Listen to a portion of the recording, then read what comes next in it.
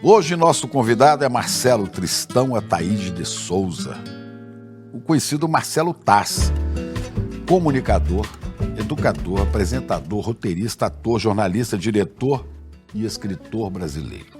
Taz foi o inesquecível professor Tiburcio, foi também o repórter Ernesto Varela, personagem criado por ele, que entrevistava pessoas comuns, artistas e, sobretudo, políticos. Isso durante a redemocratização do Brasil. Na TV Cultura esteve à frente do Vitrine, programa pioneiro que falava de internet na TV aberta.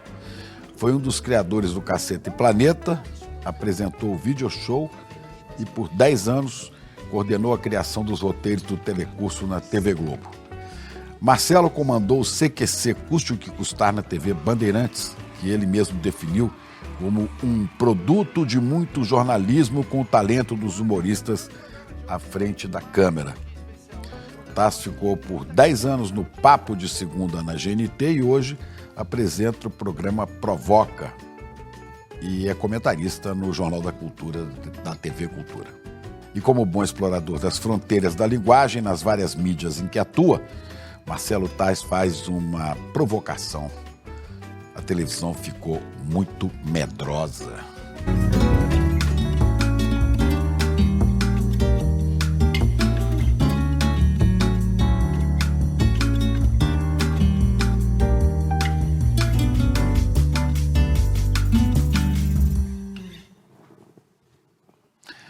Marcelo, é um prazer enorme ter você aqui no ICL. Afinal, estamos esperando por isso há tanto tempo, velho. Chico, Não é? o Chico, a sua voz, lendo o meu currículo, é assim. Eu não tenho voz de Não. locutor. É uma coisa séria. Tô falando, eu não tô brincando, não, cara. Você é um prazer, Chico. Olha, é uma alegria te encontrar. Você, tudo isso, Ernesto Varela, professor Tiburcio, mais um monte de coisa, mas você estudou engenharia civil. Aliás, eu estudei também. Olha aí. Você foi da EPICAR, EPICAR. Escola Preparatória de Cadetes do Ar. Em Minas Gerais, em Barbacena, claro. que prepara os aviadores para a dois, Academia da Força Aérea, né? Prepara os caras que voam caça, só isso. É uma escola incrível que tem ali. Vou falar disso, né? Você trabalhou em rádio, fez rádio e TV na Escola de Comunicações e Artes. Sim. Né? Cinema e multimídia em Nova York. Na NYU, Atuou em 8 filmes. Rapaz, já chegou em 8. Que... Escreveu 9 livros e se definiu da maneira que eu acho muito interessante. Né? Eu sou 300, eu sou 350 e um dia, afinal, toparei comigo. Como é que você disse essa frase, General? Eu acho que essa frase inventaram e falaram que é minha. Não, eu acho que essa frase é sua, mas psicografando o Mário de Andrade, lá nos anos 20, com certeza. Né? Eu sou 300, eu sou 350. Eu fiz um sampler. Mas um dia, final, toparei comigo. De repente, um dia eu vou saber quem é esse cara. Mas é a impressão que eu tenho, né? Que eu estava tentando achar um roteiro para essa entrevista, um caminho, e falava assim, quem que eu vou entrevistar? O cara é uma multidão, né? É genial você falar do Mário, porque... uma das fotos que eu vi até rodando aqui foi dentro da casa do Mário de Andrade, ali na Barra Funda, quando eu estava participando de um grupo de dança, na época da engenharia. Pra você ver que a vida não é aquela reta, né? Principalmente de pessoas públicas, né? Não, O pessoal, não é reto de jeito nenhum. você começa numa TV pequena até chegar na Globo, não é assim, você sabe. Não, às vezes começa lá, depois vai some, para depois todo lugar. Não, e é assim que é legal, né? Mas eu sou muito feliz, Chico, de ter tido uma vida com muitas encruzilhadas, de ser caipira, com muito orgulho no interior de São Paulo, na divisa com Minas. Aliás, tem a letra da música do Ivan Lins, né? Isso, e do Vitor Martins, que é o letrista parceiro dele, que Eu é de gosto Ituverava. dele, né? Minha Ituverava. Que é meio parente, lá todo mundo é meio parente. Você gosta dessa música, né? Muito. Que música que você gosta? Eu realmente, a música caipira é a minha música que me iniciou, assim, né? Meu avô era um cara analfabeto, que tinha um sítio, então eu ia muito com ele lá, ouvia os peão tocando viola, tal, Mas de verdade. era tempo de Tunico Tinoco. Tunico Tinoco. Não era o sertanejo. Trio Paradador, aquela coisa maravilhosa, né? Milionários é Rico, é uma coisa, uma fina flor do caipira ali. Mas ali já tinha também a galera que ouvia Raul Seixas, né? E é a coisa do vinil, e aí aparece o disco do Pink Floyd, aí os Beatles e tal. Né?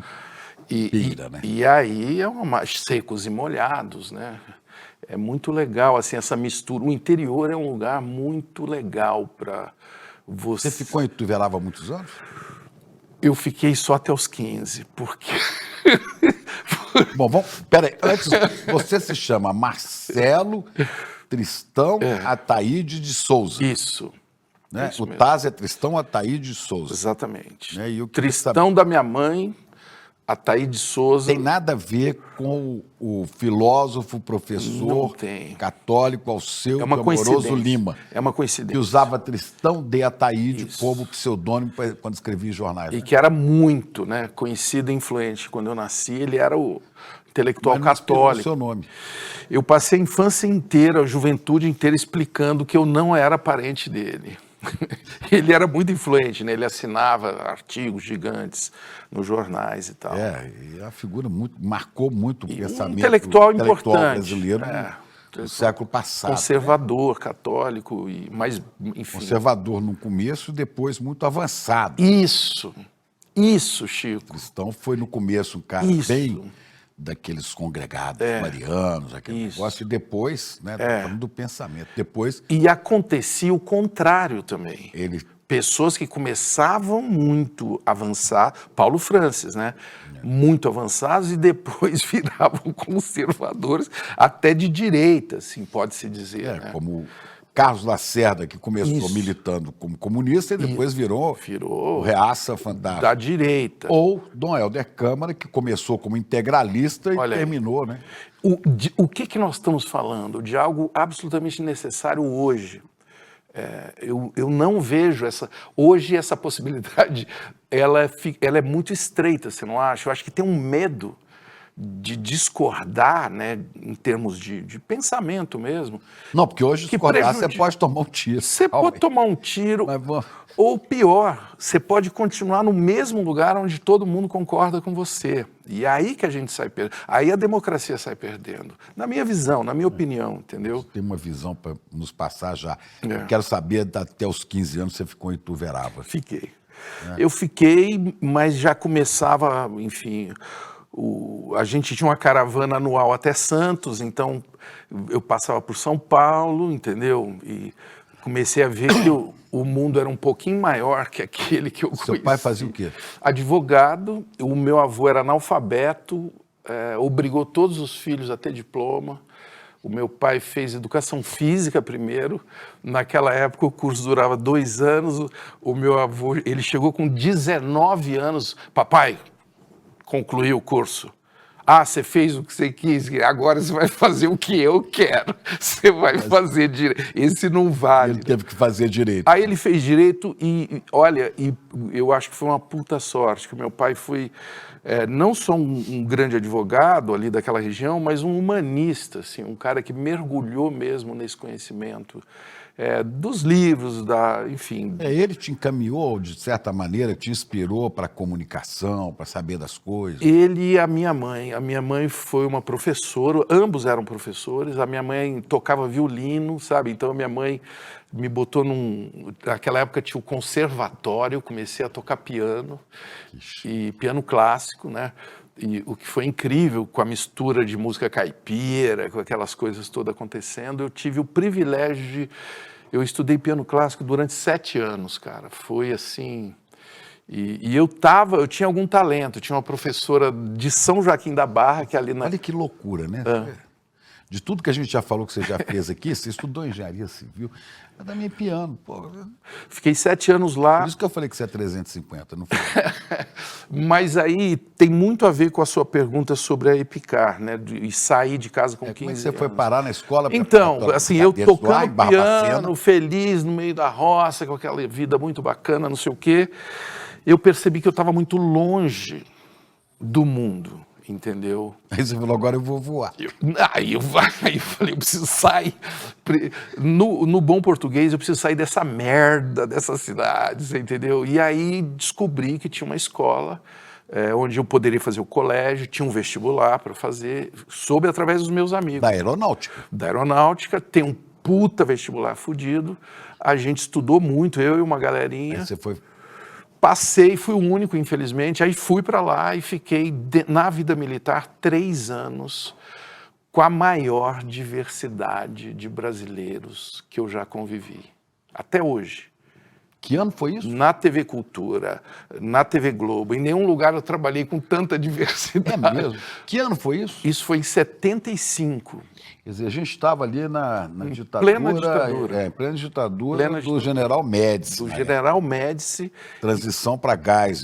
E eu gosto de contar essa história. Não era muito linha dura, então, aeronáutica? Então, é aí que eu acho legal aquilo que a gente estava falando antes de poder conversar, entendeu? Discordando, né, de quem acha que os militares são todos iguais, por exemplo, né?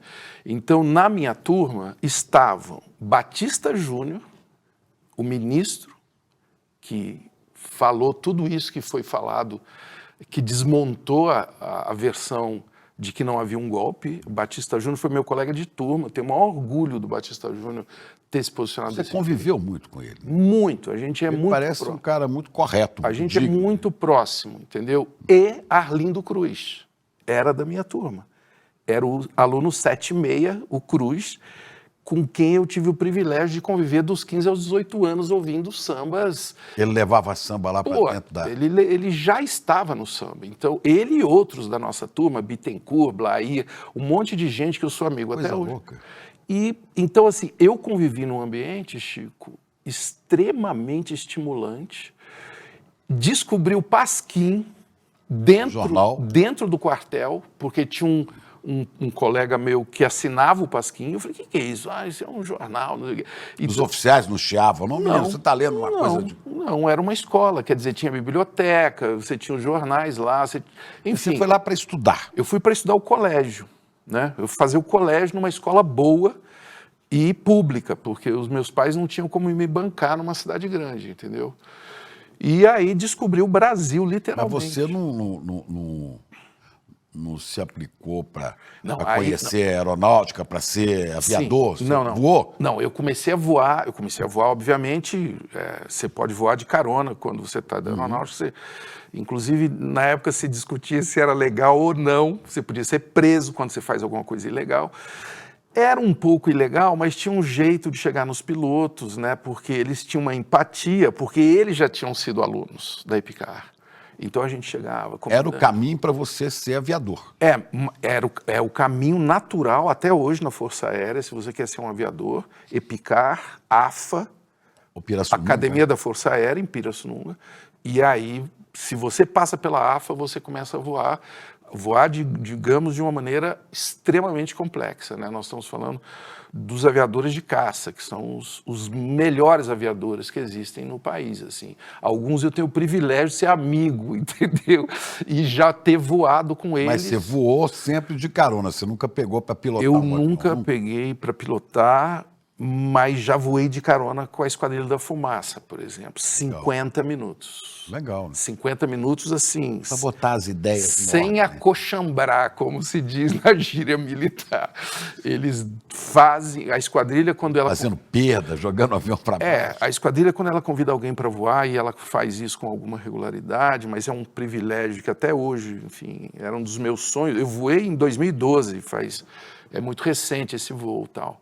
Mas é uma coisa assim que, quando ela convida, eles fazem um teste na primeira manobra para ver se o cara não morre. Se ele aguenta, né? Fazem uns logo para apavorar, assim. Se você curtir, der risada, podemos ir, podemos. É uma coisa ultra. Mas você não quis virar piloto lá? Eu quero virar piloto, vou te dar em primeira mão. Eu quero virar piloto a partir do ano que vem, eu vou tirar o meu brevet. É sério? Sério, eu acho que agora chegou a hora. Eu tenho vontade, porque eu conheço bastante, eu já voei bastante, vários tipos de aeronaves, né? Eu já saltei também, né? De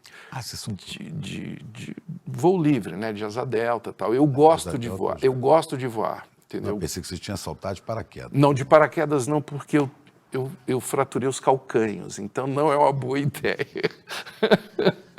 Não é uma boa ideia. Por que você não seguiu para ser piloto naquela época e como é que você foi parar na engenharia a partir daí? Porque eu percebi que eu não tenho vocação militar. Eu não consigo conviver com a autoridade, Chico Pinheiro. Eu tenho uma certa dificuldade. E eu acho legal falar isso de uma maneira transparente, porque eu falei isso lá. Falei, não tenho vocação militar. E acho que não tenho mesmo. Sim, eu gosto, às vezes, de querer debater as regras do jogo, entendeu? E isso na vida militar não existe, né? É uma hierarquia, não se discute. Como dizia o general Pazuello, né? Um manda e o outro obedece. Exatamente. Não é isso? Essa é a regra. Eu respeito muito assim, a vida militar, como eu já disse, eu sou amigo desses caras. Eu entendo o quanto que os militares brasileiros são mal remunerados, trabalham de uma maneira impecável. É a junção deles com a sociedade que surgem coisas como a Embraer, por exemplo, que é um projeto misto, né, de sociedade civil e sociedade militar. E toda vez que eu tenho a oportunidade de falar, eu gosto de citar esse meu passado, porque é legal a gente começar a se olhar no Brasil como sociedade e se ver diversa, entendeu? Tem os militares, tem o pessoal das artes, tem o pessoal do teatro, tem o pessoal do jornalismo, do humor.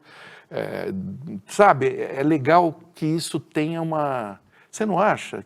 Tenha mais uma troca, sabe? Eu acho que tem uma troca. Agora, com relação aos militares, não estou falando de todos, evidentemente, né? Mas a nossa tentativa de ser uma democracia, todas as ameaças que a gente sofreu, veio de setores militares, né? Desde a República, desde o golpe da República, né? Todos.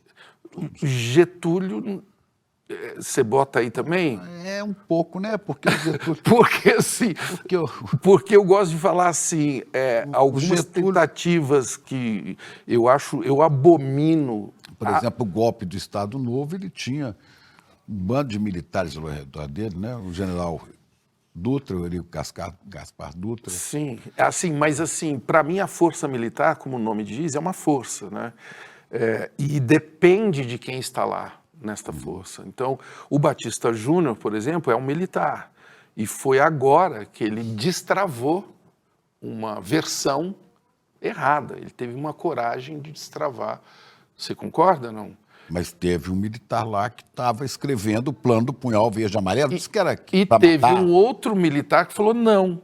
Entendeu? Sei. E a gente nunca olha para esse militar que falou não. Mas acontece que não pode ter ninguém que diz sim, na minha opinião, porque eles têm as armas, né? Aí é danado.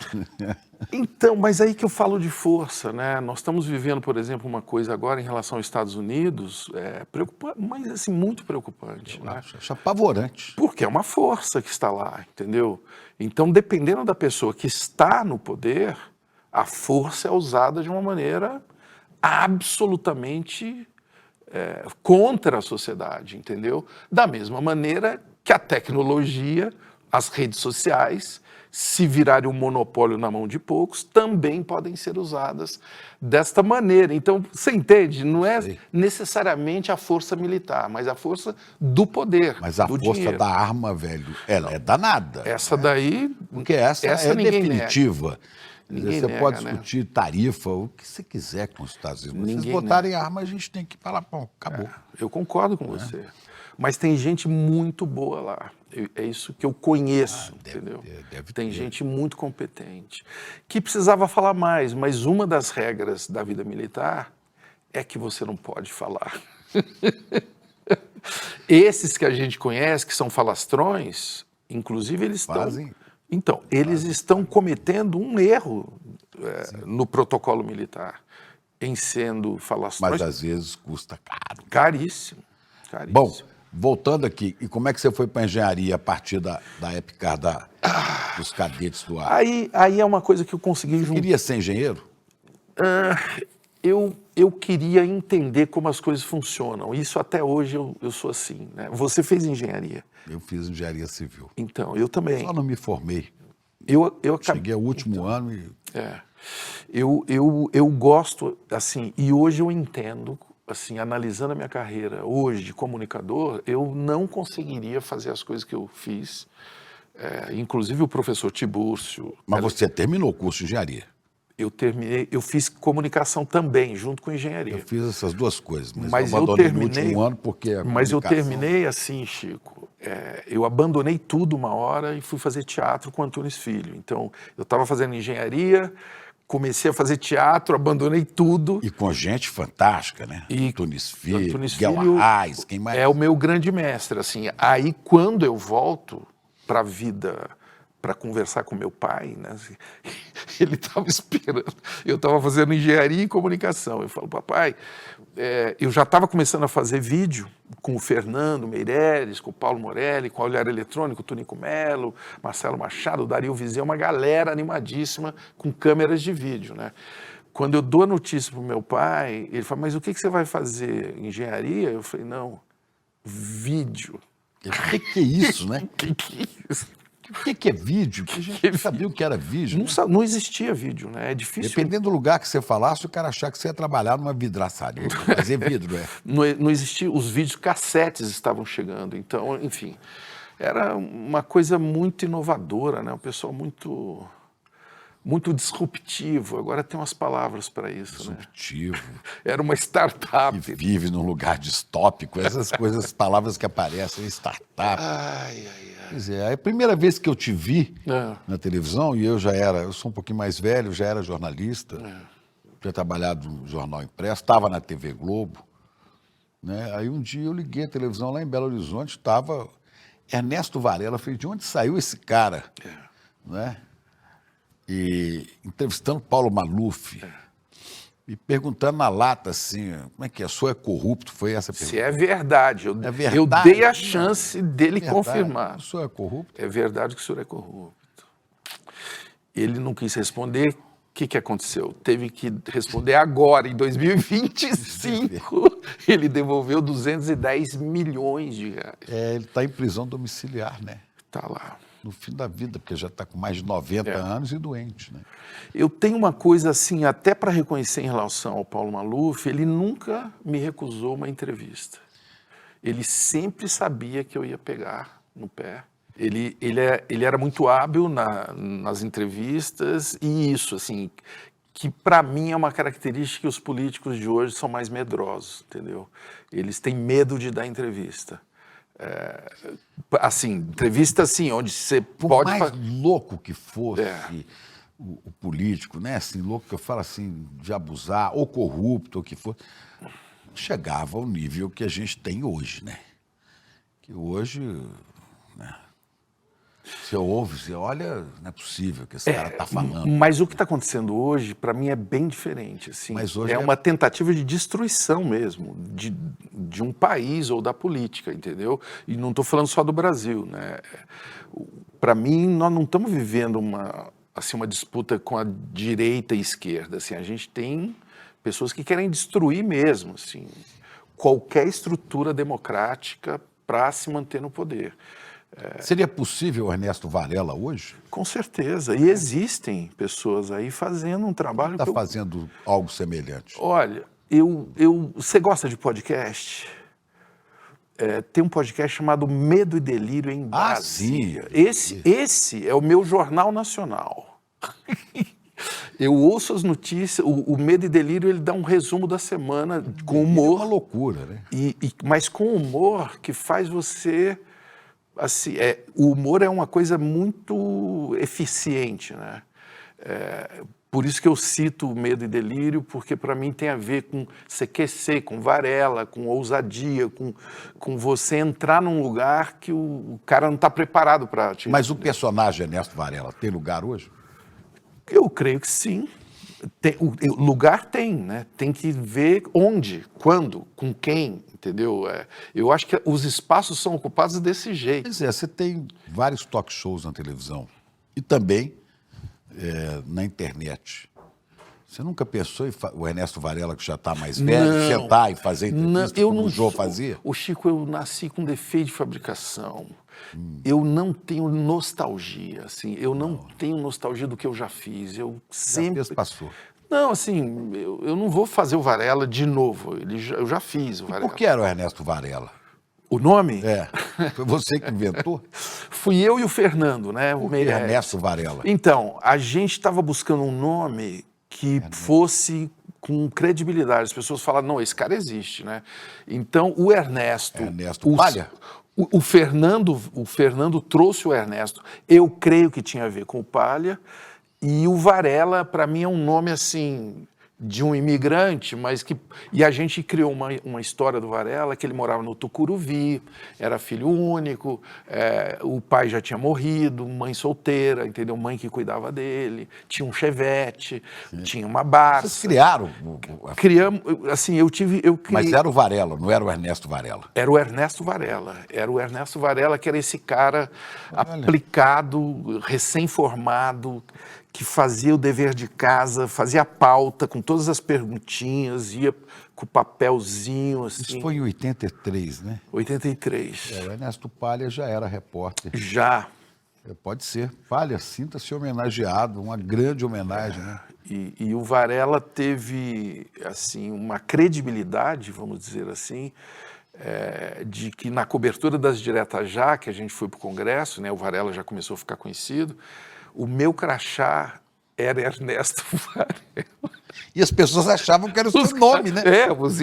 Não era Marcelo Tristão Ernesto Varela. Ernesto Varela. Você era chamado pelas pessoas? Varela, eu era o Varela. Varela, o Ernesto? O Varela. Aí começaram a me confundir. Não, mas ele, Marcelo ou é Varela? Aí, enfim, é um começo de carreira bem complicado, né? Quando você fica muito conhecido, eu acho uma coisa bem complicada. E esse modelo do Ernesto Varela, que é um jornalista, mas cheio de ironia, de humor, né, de espetar mesmo o entrevistado, ele foi depois, né, replicado no CQC, por exemplo. Né? E aí tinha vários Ernesto Varela.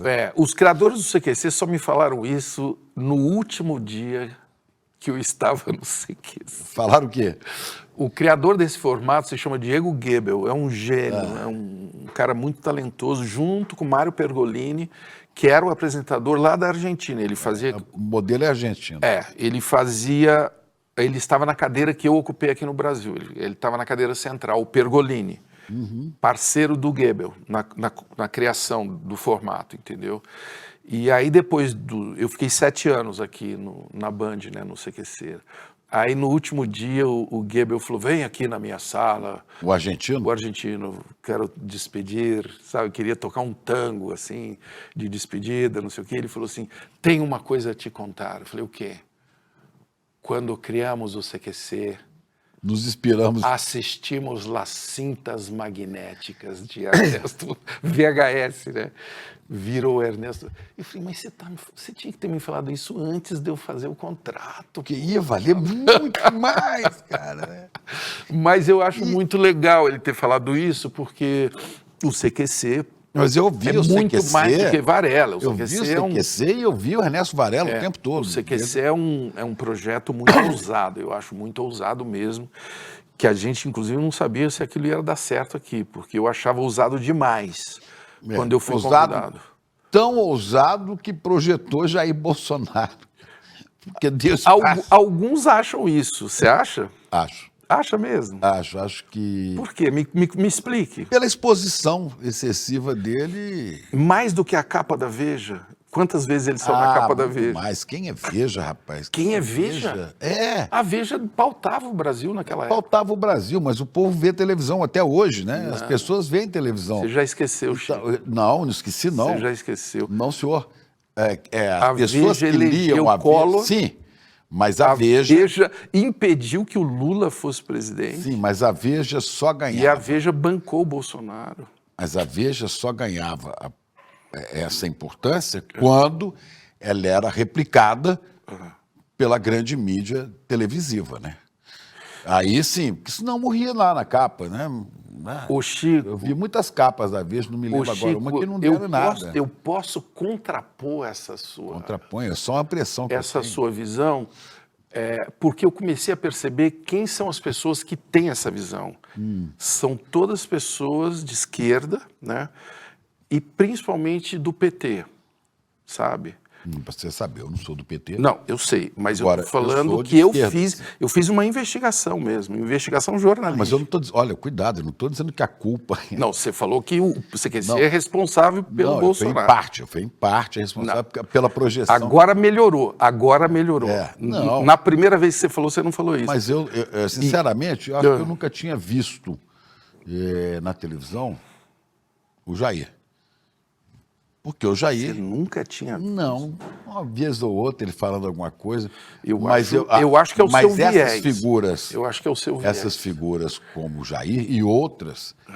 eu não acho errado, não. O CQC ouvia, inclusive espetava bastante. Só espetava? Mas a gente não percebia, como hoje muita gente não percebe, né, que a extrema-direita no Brasil faz isso nas redes sociais, né? E na televisão. Batam em mim, E aí na falam as televisão. maiores asneiras, né? Aí E na vem televisão, Chico. asneiras e mentiras, né? E fake news. A pra poder- extrema-direita continua utilizando as emissoras, os jornalistas, às vezes uma emissora de jornalismo, às vezes aqui no ICL, a câmera fica ao vivo várias vezes, dando voz para o Malafaia, para o Bolsonaro.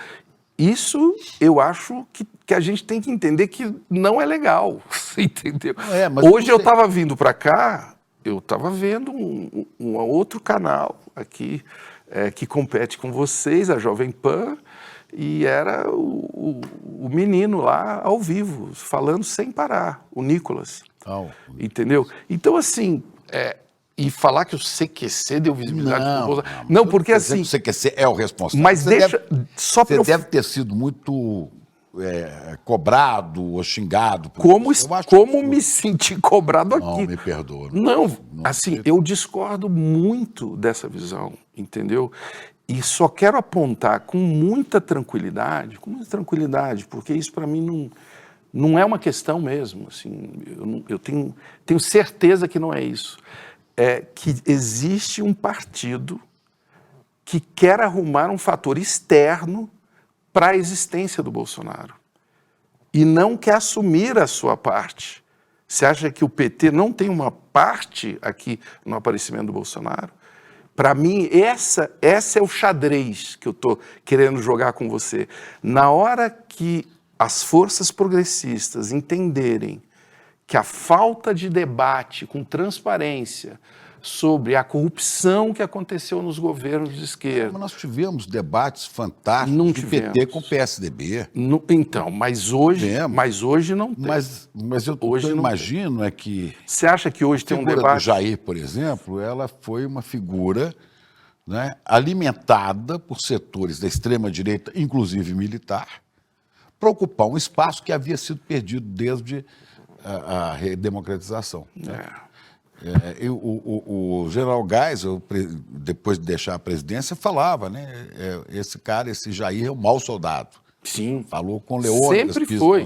No livro dele ele fala. Então, um cara que é um mau soldado e que não passou de... Na verdade, ele não passou de tenente, né? Ele era um tenente que se aposentou. Nem chegou a capitão. Um tenente... péssimo não militar, estudou nada, que não sabe nada, que tosco, não tem nem, que tem pouquíssimo. Militar. Isso é que é interessante. De repente ele vai ficando popular, os caras falam, opa, não tem tu, vai tu mesmo, que a gente depois manipula, e não é bem assim, né? Sem querer voltar e só citando, falar do CQC como responsável do Bolsonaro é de uma irresponsabilidade. Não diz que é responsável. Não, eu estou dizendo. É de uma irresponsabilidade de não enxergar essa macro mudança que nós estamos vivendo. Não é para amaciar, mas eu gostava de ver o CQC, inclusive para ver o Bolsonaro lá. Sim. Porque os repórteres chegavam, eram irônicos, debochavam, batiam. O que a gente não percebia é que, apanhando, sendo ridicularizado, o imbecil crescia, né? Discordo. Eu acho que ele cresce. Discordo. É igual você não querer ver a sujeira debaixo do tapete, cara. Não, já existia um caldo de cultura. A sujeira está debaixo do tapete e tem nome. Chama baixo clero.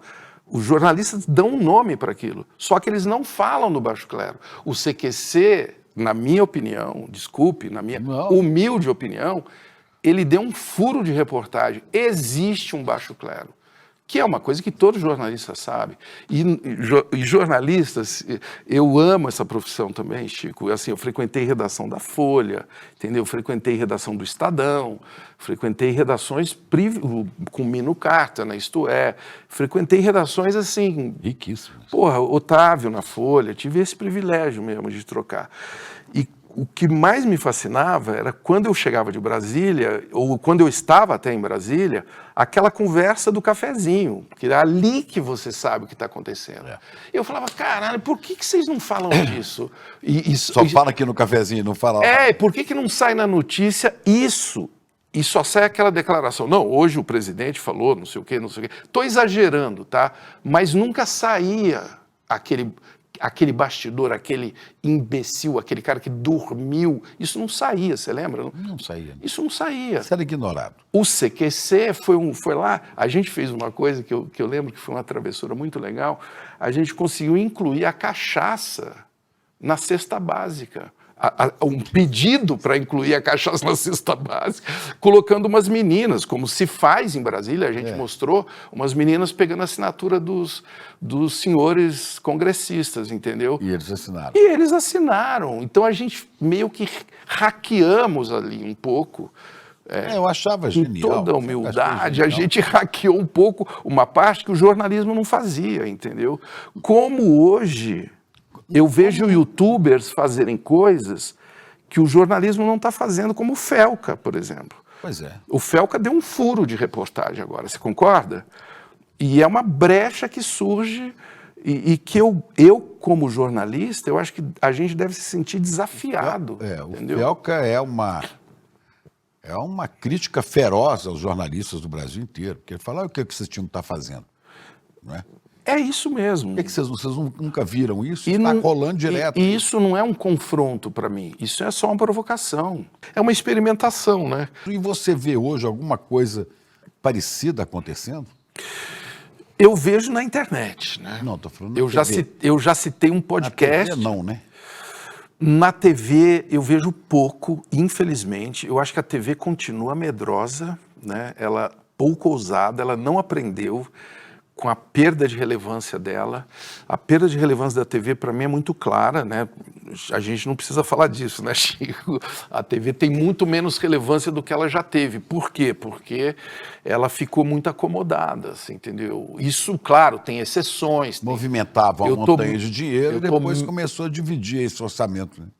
Esse faturamento. Mas antes dela perder a montanha de dinheiro, ela estava acomodada, ela ficou pouco ousada, e essa é a minha tese, assim, quando você não é ousado, você perde até o dinheiro. Mas não é uma questão do tempo? Esse modelo, a TV aberta, não tá morrendo, não está agonizante? Não necessariamente, porque nós, infelizmente, vivemos num país desigual, né? Tem gente que só tem acesso à TV aberta. A maioria da população ainda... Não, além do que é uma ferramenta incrível, né, para a educação. Mas olha, eu me lembro, né, do tempo de rádio, né? Quando eu nasci, não existia TV, foi 53. Né? A TV veio depois. Aparecer na vida das pessoas depois de 1960. Né? Final dos 60. Né? Então não tinha TV. As pessoas ouviam rádio. E a rádio era uma coisa estupenda, mas ver a rádio FM acabou com a AM, levou um certo tempo. A TV aberta não estaria vivendo uma coisa semelhante ao rádio AM, que existe até hoje, mas... Existe até hoje, não, a TV deveria estar se transformando, como de fato está, entendeu? Mas só que ela está se transformando na pancada, entendeu? Se ela se alinhasse com o público, onde que está o público hoje? Me diga. Você vive onde? A maior parte do seu dia, Chico A Pinheiro? maior parte do meu dia eu vivo no celular. Você vive dentro. A minha mãe chamava isso de tabuletinha, né? Boletim. Se a TV ignorou a tabuletinha durante anos, agora ela está pagando um preço. Mas agora ela está querendo entrar aí. Mas Ela- quando ela entra aí... Quando ela entra aí, ela cai do skate. Sabe um tiozão querendo andar de skate? Porque aí ela vai competir com uma linguagem e uns formatos Ela não que sabe, ela não tem, né? ela não sabe, ela não tem musculatura, ela não tem ginga, ela não tem um jeito autêntico, a palavra é autêntico de falar, entendeu? Porque não é porque... Podemos falar de concorrentes aqui? Não. Claro, que é concorrente. Cazé TV. Eu atualmente, Fantástico, Cazé atualmente vejo futebol, vejo Copa do Mundo de clubes e tal, vi na Cazé TV. Por quê? Porque o Cazé é um moleque simpático? Não, ele é, mas não é por isso. É porque tem um puta time de jornalistas ali, um time de técnico, um time de comercial, é um pessoal que... E muitas vezes chega em lugar que os outros não chegam, né? Mas que poderiam chegar, É. se você tivesse essa visão, entendeu? Até, inclusive, tem vários jogos de futebol que você só tem na TV Cazé, você não tem nos outros. E a audiência dele começa a ser igual, ou às vezes até maior do que a da TV aberta, entendeu? Por quê? Porque é bom pra caramba. Porque os caras sabem fazer. Os caras são autênticos, é daquele jeito que eles falam, não é daquele jeito meio radiofônico. E aí, galera, não sei o quê. Até o humor é todo roteirizadinho e tal. A gente precisa, assim, ser mais Se você for olhar, autêntico, na né? verdade. Pega, por exemplo, Domingão do Hulk, É. que é uma cópia evoluída, mudada do Domingão do Faustão. Que, por sua vez, é o programa Silvio Santos. Se você for retroceder, você vai à Rádio Nacional. Mas não necessariamente eu acho isso ruim, você entendeu? Não, mas eu estou falando... Eu acho que a televisão, ela mas tem os você não seus... tem uma linguagem completamente nova aí. Você tem uma coisa que vai se... Você tem uma opção por jogar na defesa. Vamos usar formatos que deram certo, inclusive em outros países, né? O pessoal compra formato e o CQC, inclusive, é um formato de um outro país que a gente adaptou para o Brasil, por exemplo. Para mim, isso não tem nenhum problema. O problema é quando você vai deixando de ser original, entendeu? O dia que você não for o Chico Pinheiro, mineiro, com as suas características, nada. com o seu jeito de falar, com o seu jeito de perguntar, de conversar, você perde o seu ouro, entendeu? Mas o original, e aí não é jogar confete, o original é eu ligar e tem um Ernesto Varela. Falei, de onde saiu esse tipo de coisa, né? Isso daí. Ou o professor Tiburcio. Professor Tiburcio. Ali aí é mais difícil até de explicar, porque o Tiburcio parece um... Porque sim. Ele veio do porque sim, não é resposta. Não é? Pois é. Que- Por quê? Porque... E com o celular na mão, né? Um smartphone, né? Em 94 a gente gravou o Porque Sim. É um Com mistério. smartphone. Procurando a resposta, né? É uma coisa Eu curiosa. lembro que nessa época, um pouco antes disso, eu usava o celular, primeiro aquele StarTAC, né? Que você abria assim, um tijolo, né? Tijolão. Depois eu tinha um BlackBerry. Eu tive BlackBerry. Que era um que você conseguia botar algumas mensagens, alguma Nossa, coisa. e-mail, você conseguia Um dia eu escrever. estava no aeroporto de Congonhas, daqui de São Paulo para o Rio, e chegou um pessoal e falou do iPhone.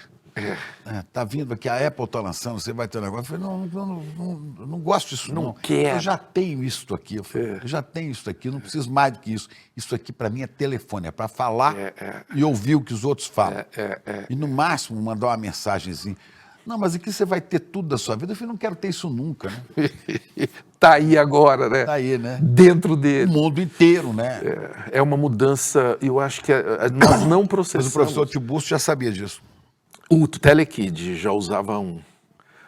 E é ficção, né? O que é a ficção, né? O lúdico, né? Por isso que eu dou muito valor ao artístico mesmo, né? A criação, né? Quando você cria com liberdade, cara, acontecem coisas absurdas até você contar uma história que ainda não existe, né? É engraçado isso. Mas o que você sempre quis com essas coisas fantásticas que você criou, que você viveu? Você tinha assim, eu quero chegar a fazer tal coisa. Alguma coisa que você fala, isso aqui vai me realizar? Você tinha um sonho? O Chico, eu sempre busco me conhecer. Esse eu acho que é o que me move. Eu acho que Conhece-te a ti mesmo. Não, cada vez que você vai fazer um trabalho e aquele trabalho tem coisas que você não sabe fazer, é um jeito de você avançar umas casinhas no joguinho, entendeu? E isso não é frase feita, não. Assim, eu adoro quando aparece uma coisa que de desafio. Eu falei, isso daqui eu não vou saber fazer. O telecurso foi isso, o Tiburcio foi isso. Atualmente eu estou fazendo a curadoria de um MBA, eu nunca pensei que eu fosse ser tão metido, junto com Carla Valente, que é uma profissional de liderança. A gente está fazendo um MBA de comunicação e liderança. Outras coisas de Cartoon Network, por exemplo, né? Eu tava na USP Leste ontem. Você já foi na USP Leste? É uma USP, cara, na periferia da cidade. Cara, é muito pujante a diversidade de gente lá. Aí vem aqueles micróbios, aquelas crianças, entendeu? Que falam que cresceram vendo o Telekid. Mas eu falo, mas como? Eu falei, em que ano que você nasceu? O cara nasceu em 2000 e não sei o quê. E aí você vê que essas mídias estão todas juntas, assim. Então a oportunidade hoje de criar coisas é gigantesca, cara. E estamos num país que tem uma necessidade disso. Estamos num país que tem de um povo muito criativo, receptivo. O brasileiro é receptivo à novidade, cara.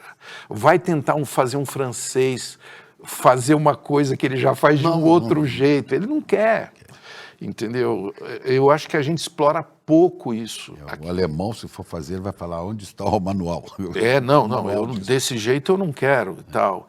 E no Brasil você tem assim a primeira universidade de inteligência artificial da América Latina. Isso nós vamos falar. É em Goiás, é em Goiás, cara. Como é que é? É na Federal de Goiás. A2IA.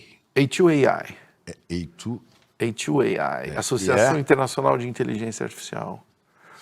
Associação, eu até anotei aqui, ó, que você é um membro notável, um negócio assim? Membro notável é uma palavra, assim, generosa para dizer que eu não sei nada desse assunto. International Association of Artificial Intelligence. Não, são nerds muito... Assim, isso é no Brasil? Isso é no Brasil, claro, e com ramificações de estudos com outras instituições fora do Brasil. E eles me chamaram para provocar. Eles falam, nós queremos que você venha para cá. Mas você já navegou em tudo da área de comunicação, então seria absurdo não te convidar. Não, mas isso tem a ver, eu não tenho a menor dúvida, com a minha formação nas exatas, de engenharia. Ah, é? Claro. E quando eu estive na NYU, eu não estudei só cinema, eu estudei telecomunicações interativas, chamava isso naquela época, em 88. Então eu tive contato com tudo isso há muito tempo, 1900 e bolinha, né? 1988, faz muito tempo. Então, de lá para cá eu comecei a me interessar cada vez mais, acompanhando como profissional mesmo e usando quando eu podia. Eu não tenho dúvida que o Telekid só existe porque eu naveguei na internet em 88, entendeu? Então o Telekid navegava de uma certa maneira numa tela de computador, entendeu? Então, sei lá, quando você conta uma história, você se baseia em coisas que você já fez, é sempre assim, né? E, enfim, por isso que eu gosto de coisas que eu não sei, Chico Pinheiro. Pois é. Eu não como sei estar também, aqui com você. Eu não sei também, mas eu... né? Só sei que nada sei, mas desconfio de muita coisa. É bom desconfiar. Desconfio de muita coisa. E desconfio que essa coisa chamada inteligência artificial... Isso. É um trem muito complicado, né? Complicado é. Porque pode ser o fim do processo de civilização humana. Tudo pode, né? Pode ser o fim do... Ou pode ser apenas um jeito de vender livro. Você dizer isso, entendeu? Eu sou mais da segunda hipótese. De vender livro. E vender livro é legal você falar que vai acabar o mundo, né? Porque você está trabalhando com o quê? Com pânico. É uma coisa muito antiga. O medo. Medo vende pra caramba. Se o pessoal fizer um corte da nossa conversa e tiver medo, vai ter mais clique. E não tem problema, é natureza humana. Nós só temos que ter cuidado para não cair em alarmes falsos. Eu estava conversando Entendeu? aqui há poucos dias com o Eugênio Butti, que escreveu... Sim, Você entrevistou ele é um no querido. Provoca, né?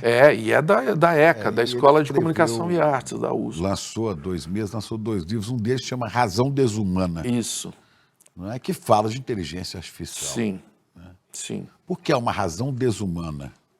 Então, eu tenho ótimas conversas com o Eugênio, porque a gente discorda muito, né? E a minha visão é assim, nós precisamos olhar para a palavra artificial com mais cuidado, porque Porque o artificial, nesse sentido, é desumano, Não, embora seja criado não, por um humano. não. Essa comunicação que a gente está fazendo aqui agora é totalmente artificial. Nós estamos usando artifícios. No sentido... Não, nós estamos falando, isso daqui é uma língua que foi criada, que tem indígenas que não entenderiam o que nós estamos falando, que tem árabes que não entendem o que nós... Isso daqui é um artifício, é artificial. Assim como os algoritmos também são artificiais. Então não tem uma novidade, começa por aí. E depois que quem fez engenharia, e você fez, sabe que as mudanças exponenciais, elas começam muito silenciosas. A inteligência artificial tem uma data de início, 1956. Dartmouth College, Estados Unidos, é a primeira conferência de inteligência artificial. E isso vem crescendo há muitas décadas atrás. E agora tem gente que acha que ela nasceu com o ChatGPT. Você entendeu? É uma pista muito falsa. E posso só terminar esse Talvez conceito? se você for pesquisar mais, você vai descobrir que ela nasceu, a não ser Com a escrita. com os gregos. Com a escrita. Eu acho que ela se você for ser rigoroso, é o início da escrita, 3.500 anos antes de Cristo. É o primeiro código, né? A inteligência artificial também é um código, só que é um código exponencial, que varre milhões de camadas de busca, entendeu? Muito diferente do Google que a gente usou até Você não teme que, por exemplo, essa coisa inevitável, que é a presença dos algoritmos, possam conduzir as pessoas a abdicar completamente da sua própria razão, da sua experiência e seguir exatamente por onde os algoritmos as levam? Eu poderia te perguntar o seguinte, Chico, você não teme que o cigarro possa prejudicar as pessoas a partir da hora que ela não perceba que aquilo faz mal para ela?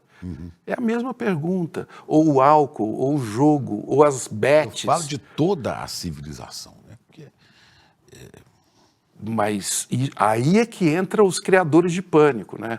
Porque a inteligência artificial generativa, que é essa que nós estamos falando, não tem nada a ver com a inteligência geral, a AGI, Artificial General Intelligence, a inteligência artificial geral. Nós estamos, Chico, muito... Bom, aí nós estamos falando... Não é esse assunto, é um outro assunto. Quero falar então de Big Techs. Opa, esse é bom. Porque Esse é bom. é aí que vive, principalmente aí que vive e prolifera a inteligência artificial. Porque Sim. tem muito dinheiro, Sim. tem muito poder, Sim. né? Sim. É aí que eu te pergunto. Aí rola um monopólio. Esse é o perigo. Para mim, a gente não perceber que nós estamos vivendo uma concentração cada vez maior de poder. Nós que questionávamos as emissoras de televisão, né, o monopólio da informação, hoje o monopólio é muito maior. Você pega uma empresa dessa, uma Big Tech, vale, sei lá, 5 trilhões de dólares.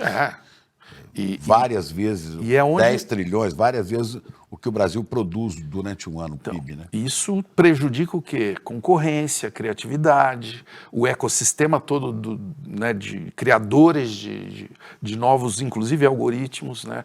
Isso não é legal, inclusive, né? É o antitruste.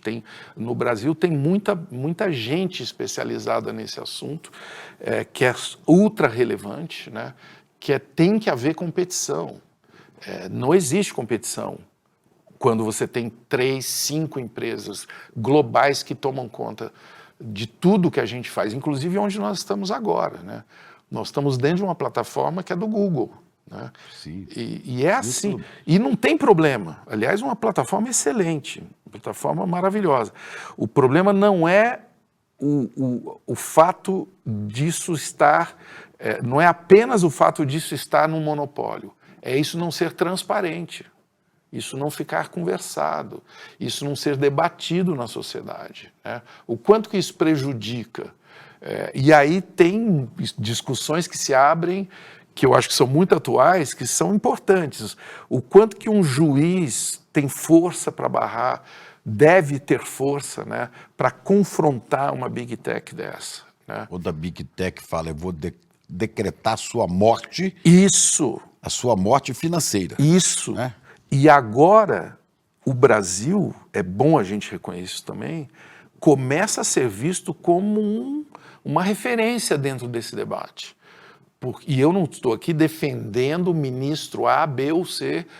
Não, eu estou dizendo que intelectuais importantes americanos, um deles foi entrevistado no Roda Viva, agora recentemente, eles começam a falar o seguinte, aqui nos Estados Unidos a gente começou uma situação nova aqui, a gente não sabe reagir a ela. E aí vimos que o Brasil começa a confrontar de uma maneira... Logo daqui você vê sair, depois de 21 anos de ditadura, você vê sair um modelo de democracia. Um modelo que... E é bom falar que a Europa é quem começou tudo isso, né? A primeira vez que o Mark Zuckerberg suou numa corte foi na Europa, na Comunidade Europeia. E foi isso que depois fez com que os Estados Unidos também fizessem a mesma coisa com ele, botasse ele na corte. Foi na questão do Cambridge Analytics, não foi?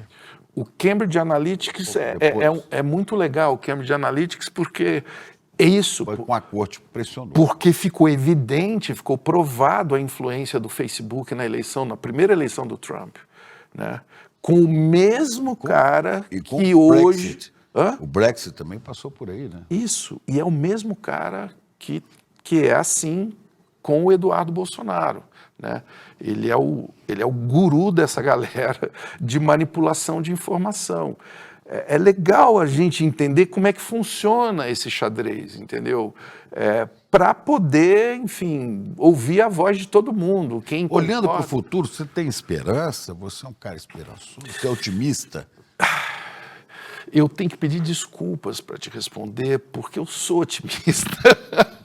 Aqui no Brasil, para você ser otimista, você tem que avisar, não me leve a mal, né?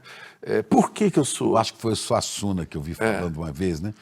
Eu não sou nem pessimista, nem otimista. Né? Eu sou um realista esperançoso. Eu gosto disso, eu gosto disso.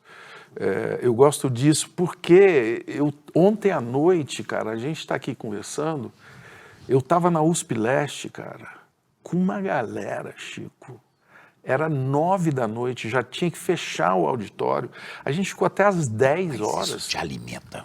Porra, isso é sensacional, uma garotada, entendeu? E um cara falando assim, Taos, deixa eu falar logo com você que eu tô indo para uma aula. Eu falei, aula? Às 10 da noite? Aula do quê? De programação. Isso é nutrição para você, né? Porra, não é nutrição, isso é um fato.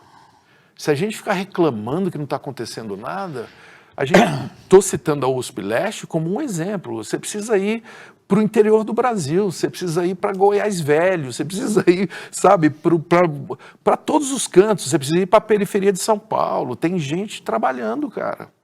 Tem gente lá, não é que estão umas maravilhas, não, mas tem gente viva, fazendo coisas incríveis. Na Amazônia tem gente fazendo coisas incríveis. Você invariavelmente termina o Provoca, que eu adoro assistir, né? Vejo até para me inspirar quando às vezes eu entrevisto quem passou por lá aqui. Vamos ver o que o Tass fez, né? Você sempre termina com a pergunta, o que é a vida? Eu queria perguntar para você, não exatamente o que é a vida, né? Qual é o sentido da sua vida? O que é que você busca em última instância? O que é que te dá sentido? Ligar pontos. Eu nunca imaginei que a gente ia estar tendo essa conversa hoje, por exemplo. Essa conversa nossa hoje passou por alguns pontos que eu acho que não estavam previstos, né? Não é?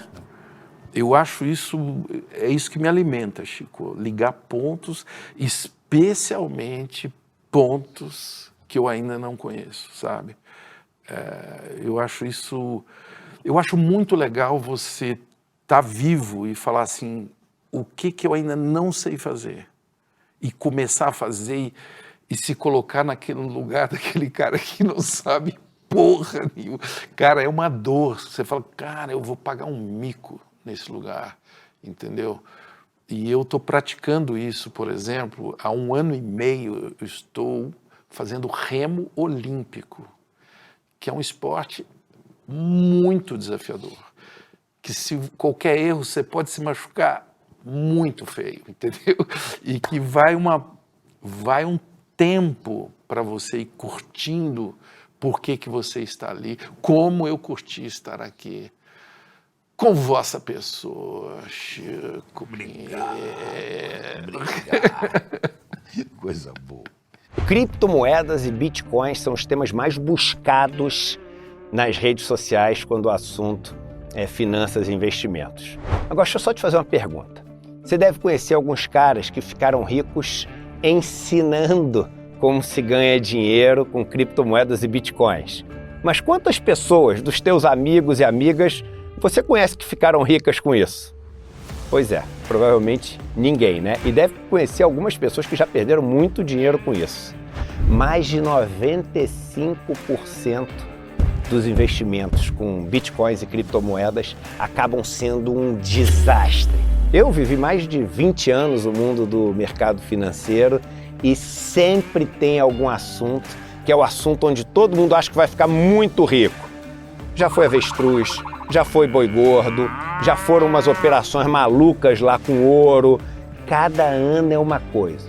A verdade é que se você souber o básico e começar a integrar na sua vida um hábito de investir com consciência e consistência, em 5 anos você vai estar melhor do que hoje. Daqui a 10 anos você vai estar muito melhor do que daqui a 5 anos. E daqui a 20, 30 anos, a situação não só sua, mas da sua família vai se transformar completamente, sem nenhum milagre, com conhecimento. E é isso que eu vou te dar no dia 28 de setembro, um domingo, às 8 horas da noite. O maior presente que eu poderia te dar, esse conhecimento. E essa aula fundamental que se chama o Guia da Liberdade Financeira, e chame seus amigos e amigas também.